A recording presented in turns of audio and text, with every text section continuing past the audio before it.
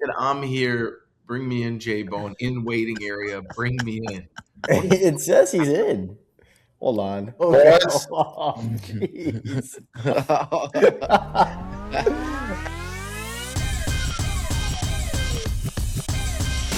Ladies and Who the gentlemen, hell is Fullerene Balagoon? He's a striker for the U.S. men's national team. yeah, I couldn't tell you that either. That's pretty brutal. Stoop, you look like you lost another 30 pounds. Like you look like you went to Coachella and dropped another 20. I'll take it. I'm not sure I have or not, but I will definitely take it. Like you're getting to the point where it's almost like you want to put on weight, which is my dream scenario. I am very far from that, Bob. No, I don't even know. I haven't stepped on a scale in a while, but clothes are fitting better. Yeah, no, I definitely didn't lose weight at Coachella. Probably quite the opposite. A lot of late night eating. What a wild situation that is, by the way. Yeah, how was that? It was Stoop, good. I feel like I haven't talked to you in like weeks. I know it's been a while. Yeah, it's an interesting place. It's a wild experience. I'm glad I did it because it's like there's nothing else like it. Curious play on like Masters Week, I would say. Yeah, I was gonna bring that up. I'll acknowledge that. I'll put my hand up on that one. I watched the end, like the back nine on Sunday, so I got like my Masters fix just with the time change, but I didn't watch any golf like Thursday to Saturday, which is pretty wild. Yeah, I was saying if you, but I did see Justin Bieber, so that's cool. Yeah. I guess that's tight. Jet doesn't think you'd do well on Bob to Sports. Unbelievable. Damn, he's putting it right. I never said that. You did. You made the argument. You're like, his demographics not what Bob to Sports is. He wouldn't do great. That's a fact, right? You just stated a fact, but also his demographic is the entire world. I disagree, but you also said that you made it seem like it would be like a no-brainer, knock out the park, like home run. Like there's other people that would do way better than Justin Bieber. You sometimes you confuse like world stardom with like YouTube golf Bob does sports stardom. That's all. I tend to agree with Joe on this one. I know. We had a long argument. Yeah, I think the fact that it isn't our audience is actually a good thing. Like I think it would bring, but he's massive. Like anything Justin Bieber people watch. Like we're gonna have like the Justin Bieber fangirls. They'll watch anything where he speaks or is on camera. 100%. So I don't know if it'll grow our audience necessarily. I don't think it'll ever come across their desk. Like it'll just never hit them. I think there's guys who, band members or whatnot, where it really wouldn't transfer. Like you would think that they would be huge, and I think history has kind of shown that it doesn't transfer to YouTube. I'm more with the guys, Yams. I think that it would. I think he's such a. With that being said, we know the L that I took, and like, so it's tough because I felt so strong. It's one of my biggest L's of just feeling so strong about something and just not hitting.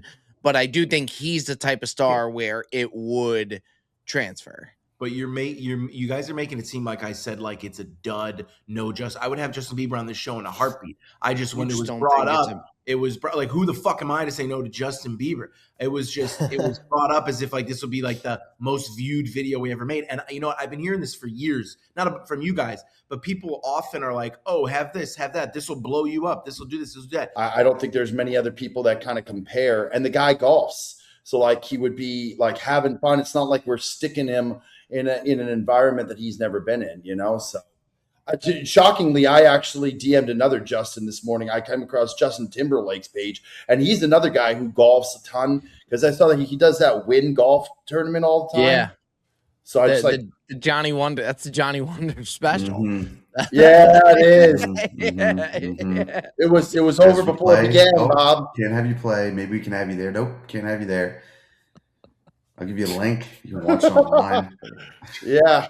You can join in on an audio. It happened in the same day. Like he offered it and I think that day within an hour.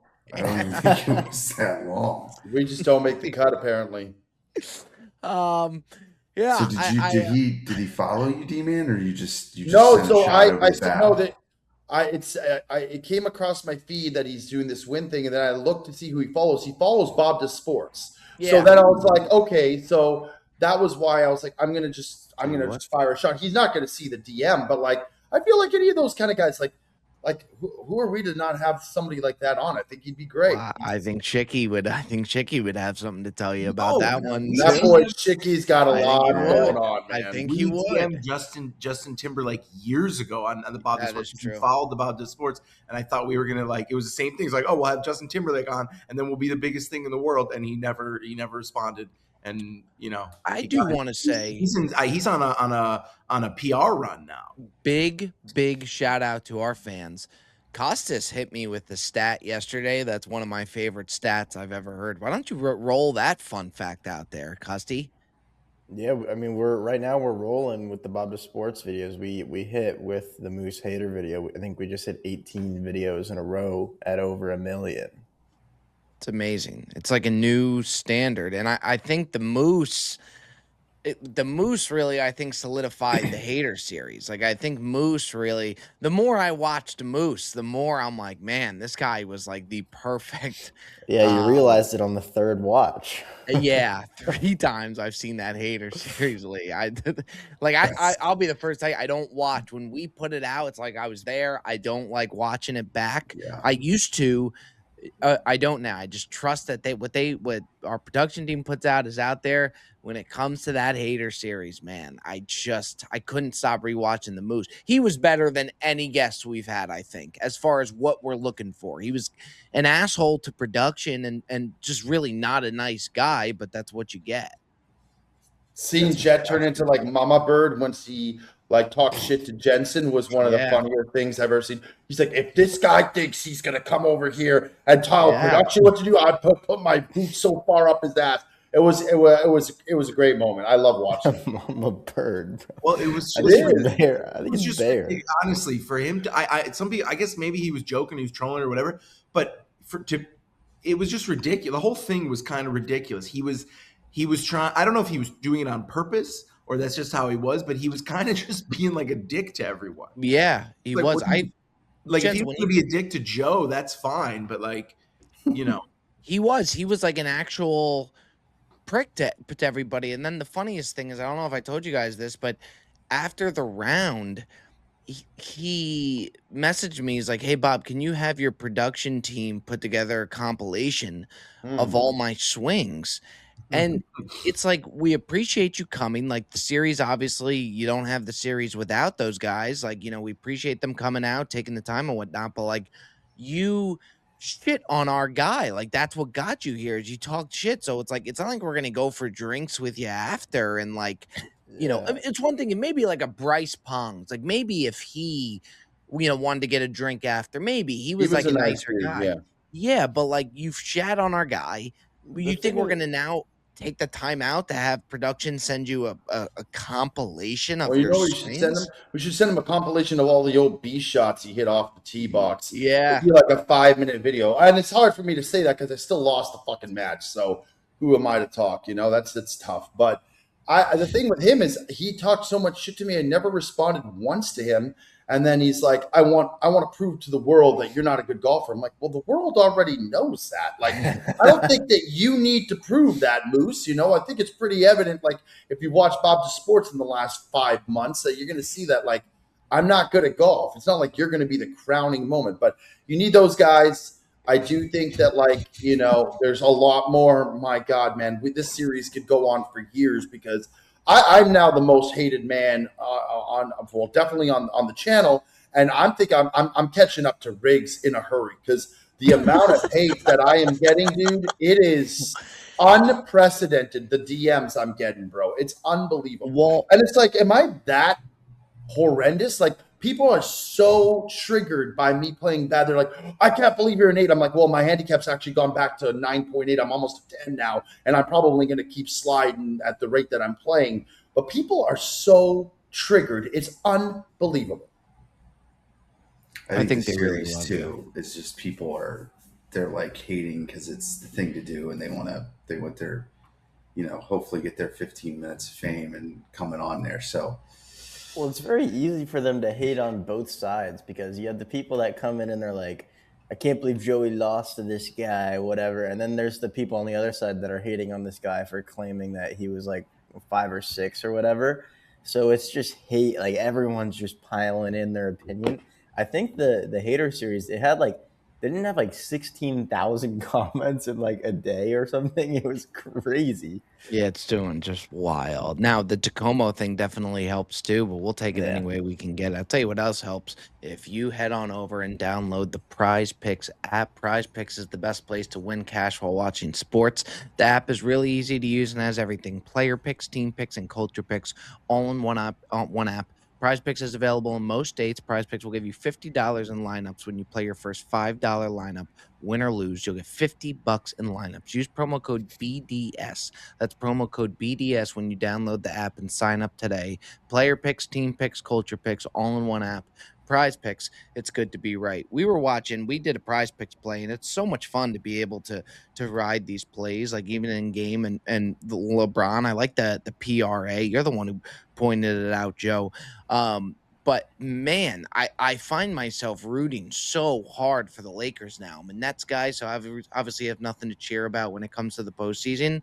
But I'm just pulling for the guy so hard. And if he can get by the first round, then there's a chance of Reeves coming back, Doncic, Luka coming back. Definitely just botched the last name.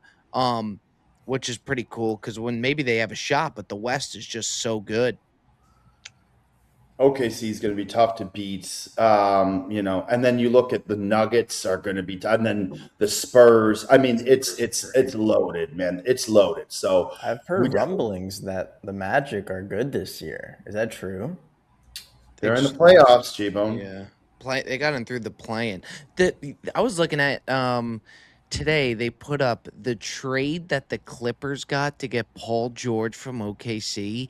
They gave like 4 first-round picks, SGA. It is one of the worst trades of all time. And now Paul George is on the Sixers. He's not even with the Clippers anymore. It's crazy. It's crazy. So I don't think Paul George was a good player though. Like he was a problem, but he never stayed healthy. Yeah, Paul George. Pacer Paul George was a problem. Pacer Paul George was nasty. Yeah. So was he with Lance Stevenson? They were a problem. They almost took Miami down a couple times, but what the fuck? That's what Lance Stevenson, he'd score and he'd do the air guitar. He'd always do that celebration. That was to me was when the NBA was in its maybe not its like for my prime. Those like Bulls, Heat, Pacers, like those conference finals, they were electric. He used to give LeBron not problems on the court, but he was just a menace. Like, yeah, he was a nightmare. And then on the West Coast, you had the Lakers and the we were talking about last night, the Suns when they were good. That was just different. The Suns when they had like Steve Nash and Stoudemire and Leandro Barbosa and like, oh man, they were so Raja Bell. And then the Lakers had Kobe and Shaq, and they had, oh my God, it was crazy. It was a wild time. If you watched LeBron last night, like at the age of 41, to me, he still was the best player on the floor last night. Like it's like he's really, he's not putting up the numbers that he used to put. Like the numbers that he's put up, he's still like a top 15 player in the league, I would assume. I mean, it's crazy. He's what, 41 too? Like, and then I watched a video of us trying to like freaking play a game of pickup basketball, and I'm turning 40, and I've never been more unathletic in my life. And I'm like watching this guy, and I'm like, how the fuck is this guy still doing it? It's unbelievable, man. It's wild. He looks like he could play for another 5, 6, like easy, basically as long as he wants. Like, just keep going until he doesn't feel like it anymore. I bet Bronny just being on the team keeps him around for longer than he would have, I would guess. Just to keep playing with him. That would be. That was funny seeing Grant on the back of it was like the 15th or 16th hole, just seeing Grant right there, like right in that front row with like the aviators. Next to egg salad. Jet was triggered by that guy. You don't like the egg salad hat, Jet? Oh no, Jensen likes it. At Sunday. No. I just want to hear Jet go off on it. Sunday at the Masters, the egg salad hat. the pimento like. Oh man, like we talked a lot about how Augusta's going. They're way into the pageantry, and they're also some people are upset that they're going the opposite direction. The egg salad hat is the opposite direction. So it sounds like you're mad at both directions. He's just mad at the world, Jensen. If you didn't know that by now, I mean, I said some people. I didn't say me. I'm just saying the egg salad hat's a problem. It is. No, I will agree. I'm sorry. With an egg salad hat, it's a problem. There's nothing left to say. So is it not sold? Yes. Is it not sold at the the tournament? That's a problem. Oh, okay. So they're too much into the pageantry, but also the egg salad hat is a problem. Yes, confirmed. Okay, I'm just getting your reading here. I'm just they have a pimento cheese hat. It's just get the Masters logo. If you're lucky, sneak an ANGC logo, and then which apparently is impossible. Though DeMar said he's got it. I got it. Yeah. You have an ANGC hat. He's got a guy. That fedora that I wore to the Masters dinner that we did is from the official pro shop. That's an ANGC. That's crazy. Yeah, do you remember we went with we went to dinner with right after Augusta. Like I brought Narode, Nicole came and everything, and it was right after Cutsy and Effie just came back from the Masters. Cutsy walks into the restaurant and he's got the Masters belt, the Masters polo, the Masters. He looked like back nine Chuck walking into the restaurant, dude. I was excited, Bob. He was excited, yeah. It was like his yellow. Rory was wearing a hat. Golf Twitter, as I'm sure, fire. There's a pocket of golf Twitter that just creams over logos, and I don't want to minimize them here because I know it's a big deal. But if you show them an ANGC hat, they will explode. Yeah, Stevie knows what I'm talking about. Rory pulls off those small curvy hats that I would look like a dickhead in. He pulls off those small ones. And the dad hats really well. He does. Well, they make a specific hat for him because he has such a small head. Is that true? Is that true? Yeah. What? Yeah. Like the dad hat, Nike dad hat that you would go into Golf Galaxy or PGA Tour Superstore. That's bigger than the one he wears. He almost does they make almost a junior hat for him. No shit. I don't remember where I read that, but yeah, you can't buy that hat. Scotty wears the same hat, obviously, probably in a bigger size, but they both wear those dad hats. Mm-hmm. It's golf. Those stretchy, white. Scotty only wears that white Nike hat with the black swoosh. Yeah, he pay a lot of money to wear it too. There. Oh, I bet that is, but imagine Nike's got the number 1 and number 2 guy right now in golf. It's just they made insane. It seem like and I'm sure he's all right, I like this white hat. I'm just gonna wear it every time. They're probably asking him, they're like, Scotty, maybe put on this hat. He's like, nah, I'm good. I think they're happy that he's wearing the stuff. I agree. You know what? They were happy you were wearing the stuff yesterday at Die. You might have done more. You might have done more impressions than Scotty and Rory. And you guy looked like a peep yesterday, dude. Dude, I was wearing my Matsuyama Sunday yellow. Dude, it was so funny. They got switched up to where we switched up the teams, and it was Jensen and Cutsy on the same team. They couldn't operate on the same team because Joe would be behind him during a putt, and he would be like, "All right, come on, it's a big putt here, Jensen." And Jensen would turn around. It was the worst pairing of teams of all time.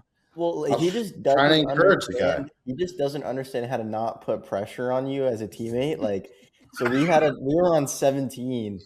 Look at his face. We were on 17, and I had a chip. I was the only one who made it onto the green. Bob, everyone else went into I was short of the green. I was the only one who made it on land. Everyone else went into the water, and I was short.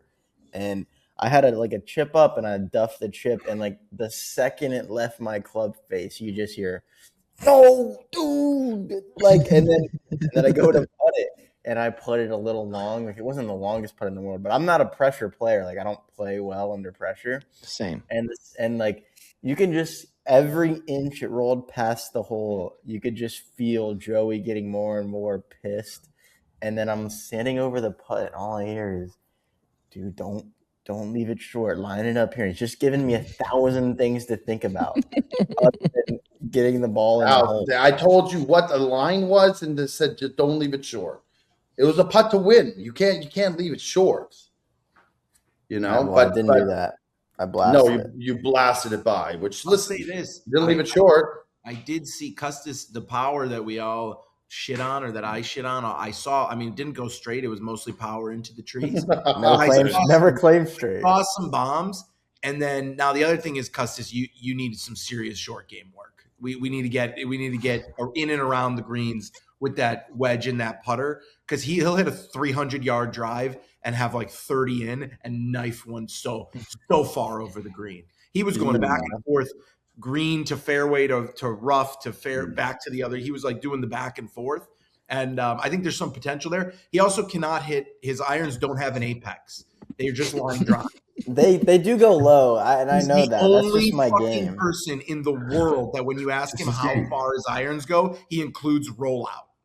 Well, I still carry it decently far, but yeah, I don't spin the ball at all. So like when you tell me like 160 to the pin, I'm not playing it like I'm gonna drop it 160. I'm playing it like it's gonna roll about like 150, or it's gonna carry about like 150, then roll out to like 160, 165. A good carry, if I hit it really well, will carry further, but like I play the number. It's not like I don't know what you want. I tell you what, I cannot wait till we get that simulator this week. I was gonna say, yeah, we get Jensen to actually, and it's not like, oh, I hook sliced one, like shanked, and it went 200 yards, like a proper shot. We got to see what his actual yardages are, because I feel like, Jensen, when you did the yardages, like you did a video of one and like you hit each club once and you're like, yeah, that's my yardage. I think like you're supposed to like get like an average median of like what you're. I didn't see it. You didn't include it on the video. I didn't make a video of it. It was a screenshot from the TrackMan that my apartment complex has. And the TrackMan, it's called Map My Bag. And you take 6 shots and they do the average of the 6 shots. And so like I did 6. It gives me the average. That's just, I don't know what you want me to say.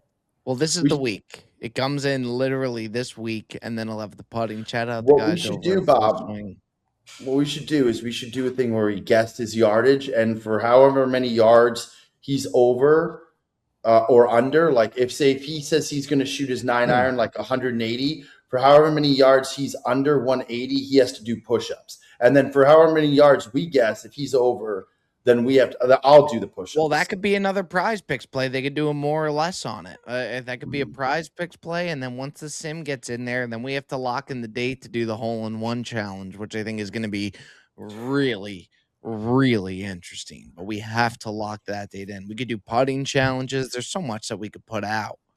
Listen, I'm not doubting that he can hit every once in a while the iron, the distance he says. But if you're just slinging it, like if you're just whacking at these things and it's just going wherever it's going, like that nullifies it in some manner to me.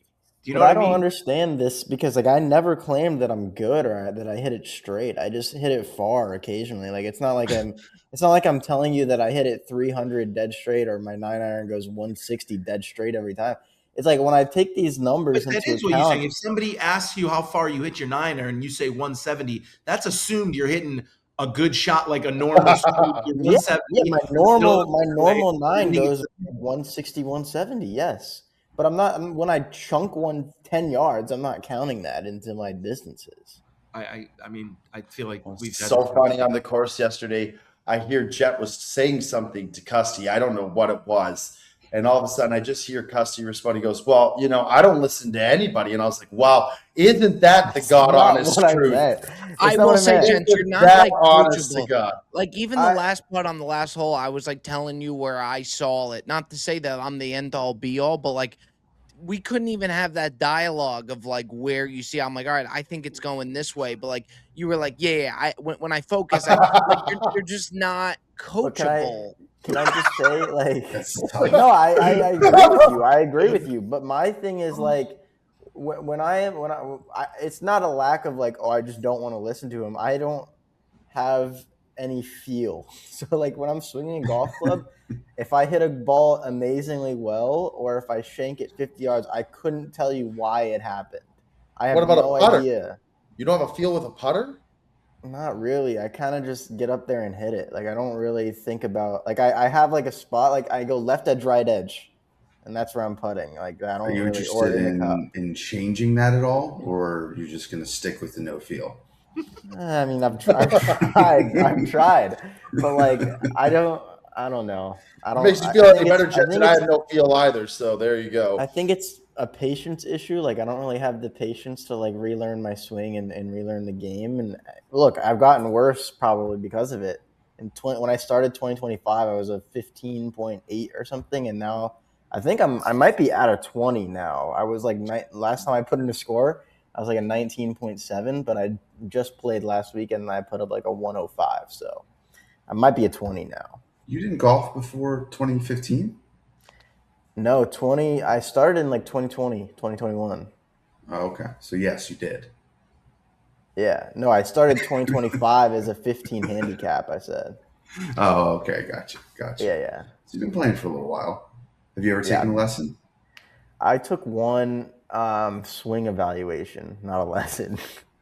What's that? What's a swing evaluation? It's like the one that you take before a lesson, and then he kind of tells you like he gives you like a rating on your swing, and then you kind of take that and you can take that to other coaches and stuff. But then I never did. Cutsy tweeted out, which Cutsy hasn't tweeted in like months. So when he put the tweet out, it was just like a shock to see him pop up on the timeline that Cutsy wants to get lessons. And I do respect that you want to do that in your own time. At the same time, I know I would. I think so many people would be so curious to see one of your lessons on camera at some point. Not to say, go take the lesson, but I think people would be very curious if we put that footage before an episode. I think would really, really hit. I'm maybe we bring a coach. Maybe we bring a coach to Bob HQ. Yeah, we have Doyle come up to yeah, but with all due respect, hitting on a sim is not the same as hitting it off grass, because you can't duff or chunk the ball, or you know what I mean. Like I feel like people have said that they would be really interested in watching like an instructional series where I see the progress or see how much worse I get. I don't think I'm too good for lessons. I've been always so scared. I went to one lesson with the guy that Bob and I know, and I'm not going to name names, but the guy broke me down to a fucking nub. And this was years and years ago. And he tried, within an hour lesson, he tried to change my grip, my stance, and by the time I left there, I was like, I don't even know. I don't even think I could swing a club. And so it was very discouraging for me. And I was always scared that like going to lessons, like my game's already not good, that it's going to regress more and I'm just going to get worse because I'm going to have to relearn everything. And like, at least like if I can, I make a ton of bad swings on a regular round of golf, but like at least if the timing is decent on the odd day, like I can connect and I can strike the ball pretty decent. But like, I'm just so worried that I'm going to get so much worse and it's going to just discourage me even more. But I'm at the point now where it's like, I'm lining up on the ball and I'm playing golf. And like Jensen said, I've gotten so much worse. There was a time where I felt like I was playing better and I was like putting up pretty good scores and I was feeling confident. And now just a combination of reading like hundreds of DMs of people telling me that I'm just fucking trash, plus playing like trash, plus like just being worse. It's my confidence is shot when I go out there. It's just like, it's bad. So I think this is the next step that I need to do. I need to like just accept it. And like see how if I can have someone slowly get me back in a good spot, and then maybe in a year and a half from now, if people are still watching our channel, maybe I'll be better. But that's where it's at. I don't know. I don't think it would take you that long, honestly. I think you're right to probably think that you're gonna go a little backwards just because it's gonna be uncomfortable for a little while. But I think as long as you like know that and like. And it's not going to surprise you that happens for a little while. And I think if you take lessons consistently, I don't think it'll take you all that long to kind of build it back. But yeah, I mean, you have a kind of a unique move as far as like kind of a strong grip, and a lot of it's based on timing. But your ceiling is probably lower than if you can get kind of those things kind of normalized. Then your ability to get a little bit better. But you are, like you said, going to go backwards. But the fact that you know that is good. You just have to like accept it and be a little bit patient with it. But I think I would watch the hell out of that, to be honest with you. Oh, I think, I think a lot of hell. people would like that. Yeah. Well, remember the OGs will know when we did the lesson with James O on the wedges. And that episode actually did really, really well. I thought it was not going to do well at all. That's when you started playing amazing too. Yeah. You got those wedges and you had that, and that's when you started going off. Yeah. Yeah. I mean, that was like, I've noticed for me, I had been taking so many lessons that it was almost too much, in the sense of what's helped me recently is like, I know now by taking so many lessons what I have to do. So when I go out and practice on my own, learning it on my own now, I'm like the total opposite now, where that has helped me, where I was doing a lesson almost every single day, where it's like, you know what you got to do at this point, and you kind of got practicing it on my own has helped. I was going every day, do a lesson. That's every day. That's too much. I mean, even like pro golfers don't do that. Like crazy. That's almost too much. I wonder what did Doyle say to you at a certain point? That's the thing. It got to the point where it's like we're going over the same thing. Like the Corn Ferry guys that practice there that are like grinding, they would be like, "Yo, like you're here more than us." Like it was like it was really at a point where I was literally there more than them, like just grinding. Sometimes go ahead. I was just going to say, I think sometimes once you know what you have to do, sometimes like being on the course and actually playing, and like, because when you're on a range, you're just taking hundreds of shots. Like if one sprays or one goes off, like, you're not really like getting anything from that. But like when you're on the course and then you're like applying whatever they're giving, like then it's actually like you're putting it into motion. You know what I mean? Like you're putting it into practice. Not that I'm doing that, but I'm saying that would be the idea. I think that you take what he gives you, you practice it on the range, and then you try to apply it when you're playing around and see, and then maybe something comes up, and then the next lesson you say, I was struggling with this, and he can adjust you. But Bob definitely wants it. There's no question. And I want it too. I think the reason when I blow up, it's like, I'm not like, I don't want to be a fucking hack. I don't want to be like, now I think a lot of the people who are talking shit online, I think are probably worse than me as a golfer. And I'm not saying that I think people think that I think I'm a great golfer. I don't, but I do think I'm like better than the average golfer, because like the average golfer doesn't break 100, So I don't know. I just, it's a lot mentally. It's mentally, I might be the weakest to ever do it. I really think that's, I'm as much as I need a golf coach, I might need a mental coach even more, to be honest. What's going on, folks? It's your guy FP. I want to give the sponsor of today's podcast a huge shout out. That is SeatGeek. They are back for their 4th year with us, and we could not be more excited. With over 35 million downloads, they are the #1 rated ticketing app. They've got over 70,000 events listed on the app. Concerts, festivals, sporting events, you name it, SeatGeek has you covered. NBA playoffs are starting, NHL's going on, baseball's in full swing, and we got World Cup coming up. Personally, love using the SeatGeek app. It is so easy to use. You get the seating map for the stadium, where every available ticket is, and it's got a rating system of 1 to 10, green dot to red dot, 10 being a great ticket, great value, red. May want to stay away from that, find something different. And of course, we got a code for you guys. Use code BDSPodcast10 for 10% off your entire set of next tickets. That's 10% off any tickets with promo code BDSPodcast10. Big thank you to SeatGeek. I could see golf coach like Cutsy just going like to the top of the top right away, like through his Instagram DMs. Like he goes to like Butch Harmon like right away. He's just in the mix with him. You know what I mean? Like that. By the way, I do want to talk about, shout out Sorenex, who came in and really hooked the boys up with the gym, like put the whole gym in there. Gutsy had fun now where he's like, now we just need somebody to actually get into the gym. Bro, that thing's just been collecting dust. Like we gotta really get in the mix there, like and start working that out a little bit, because it's time. There's no excuse now to not be in the gym. We're waiting for the cardio, but like that thing's there. Like now we got to get to the gym. I packed on a few since that Shake Shack stream. I gained 4 pounds just off the Shake Shack stream. Oh. It was double milkshakes. And sometimes I'll gain that weight, but then like I'll notice like a day or two later it's gone. We're 5 days in, it's here. So that is just stuck where like now I need to get it off.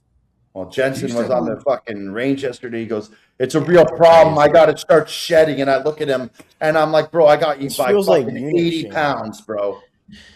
This feels like unit shaming. Like, why? How come? Because you feel like you need to lose more. Am I not allowed to feel like I need to lose some? It's like knowing the context of who you're around when you're saying it. You know what I mean? It's like, it's like I don't even know how to put in a proper analogy. It's like, I'll give you an analogy. It'd be like if I go on a range and there's 3 professional players playing and they're like, "Yeah, man, my swing's in a terrible spot. I really got to get it to a good spot." And meanwhile, I'm hacking the living shit out of the golf course. And like, you just got to know who you're around.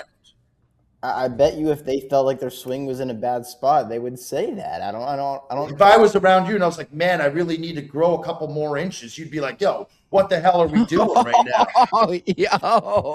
But that's not something people have never. You got to know the context of what you're saying and who you're saying it around. I'm not saying that you might need to lose a few pounds, but when you're making it sound like you're fucking, who's the WWE wrestler who used to sit on people? Rikishi. Rikishi. The guy's acting like he's Rikishi. And meanwhile, I'm there. I'm like, I got to lose 40, 50 pounds. This guy's worried because he's 7 pounds overweight. I mean, I don't know what to tell you, Cutsy. It's just my personal opinion that I would like to lose a few pounds. I don't know why that makes you so upset. It doesn't make me so upset. I'm saying you got to know the context when you're talking like you're morbidly obese. And meanwhile, you got a guy who's obese standing right next to you. That might not be the ideal time to be shaming yourself for your weight. It's like, bro, you're a pencil. I'm not a pencil. I'm 162 right now. It's not like I'm 5'6". He's a 9. He's a 9 iron. You're 6. What are you? 6 foot 6'1"? Like 6'1", yeah. If you were 160, you'd be ripped. Like. But I'm 5'7". I haven't been 160 since fucking high school, bro. But I haven't even touched the ones. Now, I will say, like, to some people in the chat last night saying I'm 280, 290 is preposterous. I mean, like, I know there's not a shadow of a doubt that I'm obese and that I'm overweight. But to think that I'm 280, 290, pushing 300, yeah, but it's like, give me a break. Yeah, but a lot of times they're just rage baiting you, and you'll respond to everyone, and then it just brings them in for more and more. Like Cutsy had an hour straight of the stream last night where he was solely just responding to every single comment, which it's good to read the chat, but like they're getting exactly what they want. You're a rage baiter's dream, Pete. Well, it was also in the clouds, which doesn't help. Yeah, I don't think there's an issue with Custis, by the way, like thinking like it's his own. Now, if he was a twig, and again, we're not going to get into body talking here, but if he was like the skinniest person ever, and he's like, I got to lose 7 pounds. I'm not saying he's fat, Lord. Like, listen, but if he feels that he needs to lose some weight to say it next to you, I don't think it's the craziest thing ever for you to take that. And look, he's taking a shot at you. I agree, dude. You didn't hear the way that he was saying it. He was like, "Yeah, Bob, I'm really in need of like." It's like, okay, you're really in need. Am I lying, Bob? Is that not how he said it? But there's more context. The way that I said it is that I right now to lose the weight, I'm on a plan where I can only eat 1,600 calories a day, and that's what I was complaining about. You don't need to be on that plan. Let me be. Yeah, I think I had. That's my point exactly. That's exactly my point. 5'7". I can't if I were to my plan. If I were to sit there and sit at my exact weight that I'm at now and not gain or lose, it would still only be like 1,900. It's just going to be a problem. Move around, Custis. If you move around during the day, you free up some more. Unfortunately, that's included. Isn't going to help. No, bro. There's a place, but it's Casa Tequila. Yeah, like right next to CVS. It's good, man. It's good. Yeah, I really like it. I've been in there. It's up your alley too. I just right across from the Walgreens pub. Is there chorizo on there? Yeah, there is. There is. They get good salsa too. There's a place I really like that is a little bit further down Indiantown on the other side, like towards the bridge, called El Toro Mamba, and that place is quite good. See, I'm really gonna look that up. Or you could go to the place that Jensen and his buddies went to called Burritos. Wait. It's not true. Stu, when you say towards the bridge, you mean towards like Jupiter?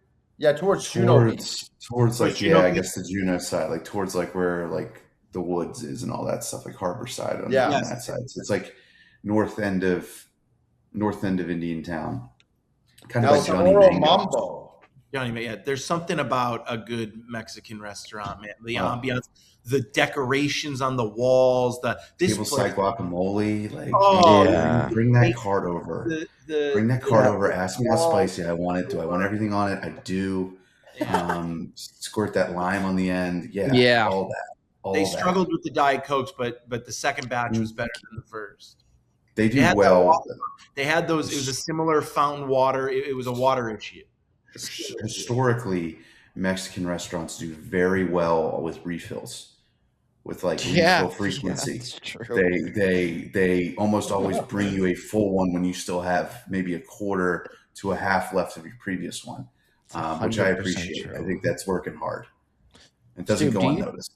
Do you think this is random, but do you think you took more steps? Like somebody posted from Coachella, like in the parking lot, I would just be like, that is a lot of steps.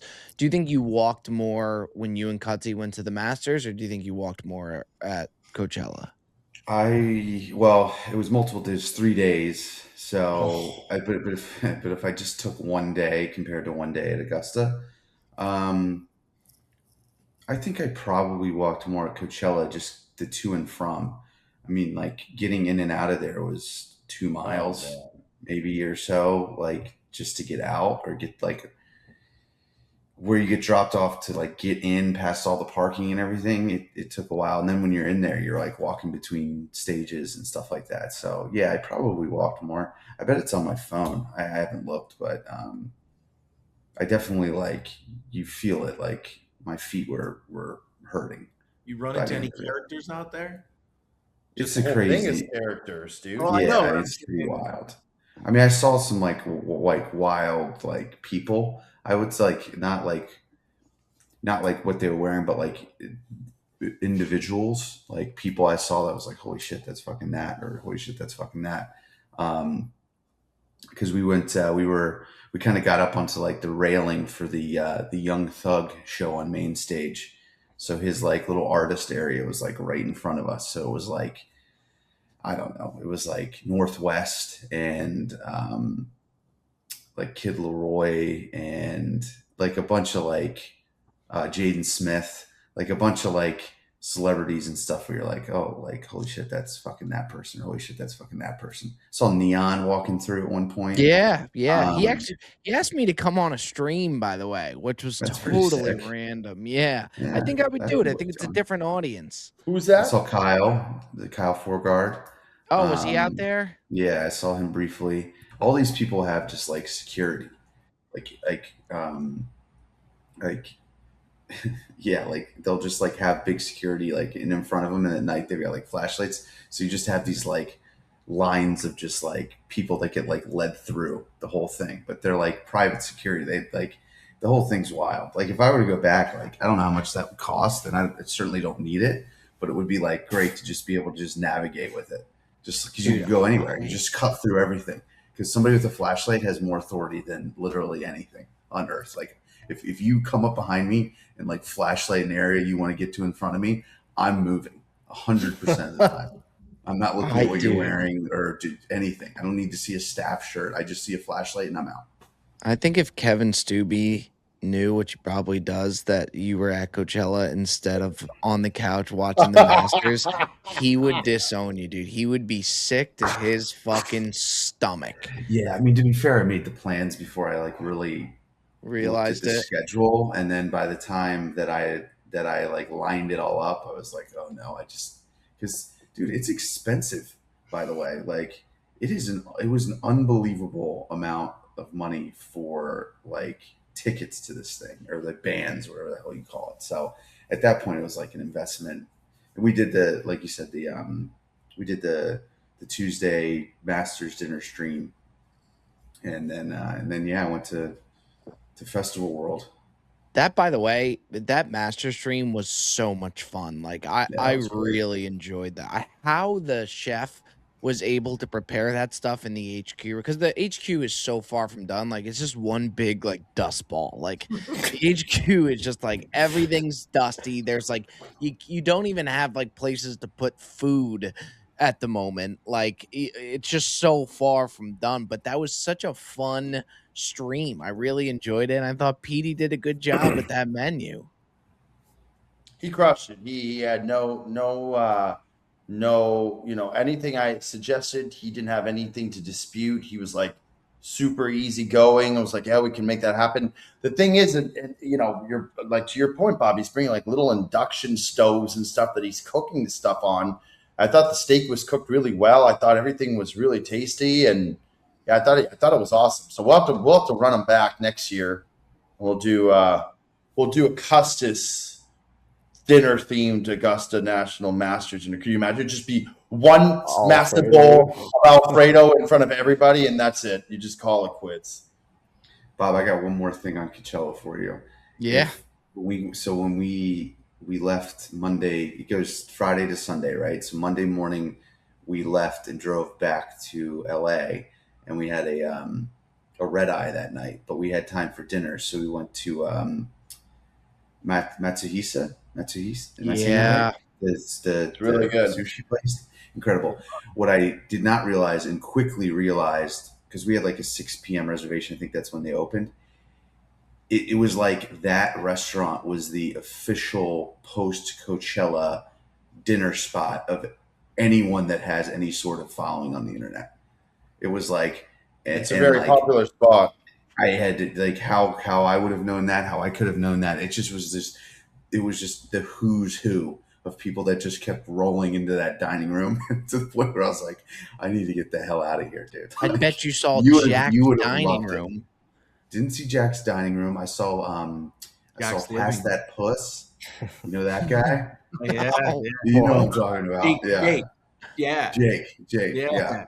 He had a big table that had like Alex Earl there and like all these. I know who the smaller guy. He's hilarious, dude. I know exactly who that is. That Indian guy? No. He is funny though. I find so his stuff funny, actually. Yeah, he is. Yeah. Dude, back when he did those people would comment do Jesus getting like renting a car from like Hertz or something. Like when you do those little sketches, dude, it was some of that stuff was some of the funniest shit I've ever seen in my life, dude. He's Jack. Yes. Yeah. But it was just wild to be in that. I was just like, all right, like I need to get out of here. But I feel like you would have sat in there and like really enjoyed just the Rolodex of people just rolling through. Yes, there. I get a cake. That's like right up you too, Yams. That's up your alley too, seeing who's there and whatnot. You would have been like looking at what they're each eating and like why they pick this sushi and like Bob would have been making some rounds. He would have been going to the bathroom a few times, but he would be taking different routes on his way back, just peeking at things. That restaurant's also really fucking good. So they got that going for it. Dude, we went off, and it was Cam met us there. Did he really? Freaking incredible. Cam's down for anything. Cam, you ask Cam to show up anywhere, he'll be there. And we had a red eye too, so I was just like, all right, and then had a little sake in me. Try to get a little tired for that flight. Beautiful thing. All right, boys. Do you want to do a couple Q&As? This question comes from Vama26. Rank Joey D's top 3 meltdowns of all time. I think Smokey Bear Can Suck My Nuts is up there. Yeah, that was really good. And then you have the Water Wolf Creek. First, you have to list them out. Yeah, Wolf Creek is. And then you can rank them. Wolf Creek in the water was electric. He had one last week. There's plenty. Is Fern Gully the same as Smokey the Bear? Yes. Yeah. Fern Gully. What about the snapping the 3-wood? There's that one. There's Didn't he blame the Fern Gully? He blamed Quail Lodge. Clean shaven Quail Lodge. Oh, that was a tough one too. He blamed after he hit the ball, he's like fucking squirrel. Like he looked at like a white squirrel. He's like, fuck that squirrel. Oh yeah, the albino squirrel. Yeah. There was a 1-2 in There's one in Nashville. Yeah. What Nashville one? The one where you were in the see-through white pants. You lost it. Yeah. Oh, there was the one too at Lake Geneva. Remember, I couldn't find my ball off the fucking drive. Yeah. And then you thought Jet like kicked it or something. Yeah. And then there was one at Caledonia that I couldn't hit the ball in the hole. Remember that? I kept trying to putt the ball in the hole. There's been plenty, man. It's a problem. I remember Caledonia. You were in like that stream, and you were trying to hit it out of the stream without taking it out of the water. That was in Wolf Creek. Wolf Creek, yeah. No, there was another one. Remember, we were in like North Carolina. We have never been to North Carolina, Jensen. Or no, Myrtle. Sorry, Myrtle. That was Caledonia, I think. Okay. I don't think I hit the ball out of the water. I don't know. I do remember that time. It was like when Jensen first started like coming on the trips and like filming, and he was so close to me, and I was like losing my shit. And I was like trying to be respectful, and I was like, dude, I got to tell you right now, you're gonna have to back the fuck up right now. Like it's like imagine me like I'm a lion on Serengeti right now. Like just keep your distance a little bit and zoom in. I'm in the bushes, and he's next to me with the camera, like in my face as I'm trying to swing, and I was like, bro, Lambs would do that. There was like a breaking 80 where I was playing terrible, and Lambs like the scene was over, and he would just keep it on me, like keep it rolling on me, and it was so over. Like I was just walking. And, that's how we're taught, Bob. Those are my guys, dude. Yeah, no, 100%. Man, that's funny. All right, boys. So a lot on the horizon. Definitely got to get some filming done because we're a little low on videos right now. But the videos that we have coming out is bangers. Bangers only club. We want to keep that streak going, a milli or bust. We got to do a breaking 80 at some point this week. We haven't had a breaking 80 in a while. I don't know what we would have done if I broke 80 on the stroke play that we had just recently did. That would have been weird. Nuke the footage. Yeah, I don't know what we would have done. I really don't. Thankfully, we don't have to worry about that. So we got to get that filming coming. We got a big trip upcoming soon. That's going to be a lot of fun. Potential major that's going to be really good from a really good location. I have a call tomorrow with a possible guy to film with, a possible pro, one of our golden gooses. That's so early in the stages that I'm not even going to say it because we don't even know if it's going to go through. If it does, it would be absolutely amazing. Make sure you download the Prize Picks app. They are supporting our boys, riding with us. Promo code BDS. But that does it for another edition of the Bob Does Sports Podcast. And as always, we will see you next time.